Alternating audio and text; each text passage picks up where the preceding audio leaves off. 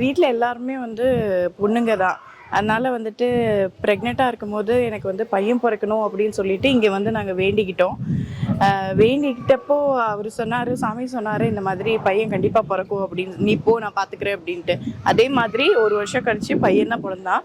அதுக்கப்புறம் சாப்பாடு கொடுக்கறதுக்காக கோயிலுக்கு இதுதான் தடவை வந்து இப்போது கொடுத்துட்டு வந்தேன்.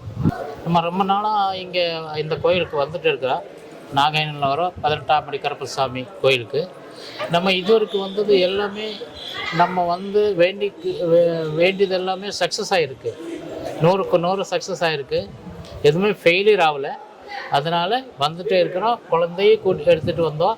இன்னைக்கு காலையில் வந்தோம், சாப்பாடு கொடுத்துட்டு சாமிகிட்ட ஆசீர்வாதம் வாங்கிட்டு நல்லபடியாக ஊருக்கு போயிட்டுருக்குறோம். நல்லூர் 18ஆம் படி கருப்பசாமி கோயில் தான். எல்லோரும் வந்து இங்கே சாமிகிட்ட ஆசீர்வாதம் வாங்கிட்டு போகும். இந்த கருப்பசாமி வாக்கு கொடுத்ததுதான், இது சத்தியம்.